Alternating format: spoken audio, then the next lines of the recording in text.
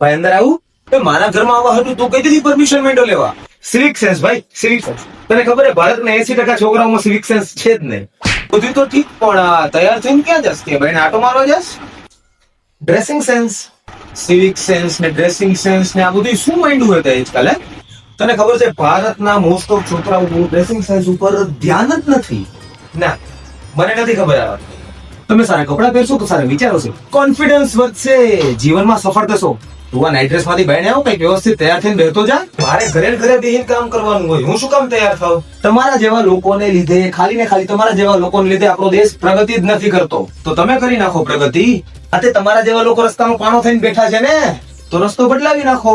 આતે બદલાવી જ નહીં કોઈ રસ્તો. યુપીએસસી ની તૈયારી ચાલુ કરી દીધી છે. પહેલી જ વારમાં પાસ કરીને કલેક્ટર બનવાનું છે. પછી બધાય મને સાહેબ કહીને બોલાવશે. તું સાહેબ કહીને બોલાવજો, હું તને બોલાવીશ જ નહીં. હાવ તો કેમ, તને મારું કામ નહીં પડે? મને મારા ભાઈબંધ નું કામ પડે, પણ મને કલેક્ટર નું કોઈ દી કામ નથી પડતું.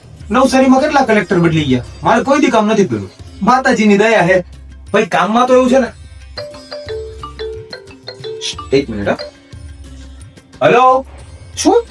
પણ કેવી રીતે ને કઈ? ના ના ના ના, તારા બાપાએ તો કીધું તું ને કે એને સરકારી નોકરી વાળો જમાઈ જોઈએ. મેં યુપીએસસી ની એક્ઝામ ની તૈયારી ચાલુ કરી દીધી. તને ખબર પડે? તારા આખા ખાનદાનમાં કોઈને ફૂલ ફોર્મ ખબર હે યુપીએસસી નું? અરે કલેક્ટર બની જઈશું, કલેક્ટર. ના ના ના, તારા જે લગ્ન નક્કી થયા એ છોકરો શું કરે? શું સરકારી નોકરી છે એની પાસે? શું પટ્ટાવાળો હે? તું પટ્ટાવાળા હારે લગ્ન કરીશ? હું તો કહું તારા બાપાને, તારા ખાનદાનને સમજાવ, વરદી જાળવી જાવ, પેલી જ વારમાં યુપીએસસી પાસ કરી નાખીશું.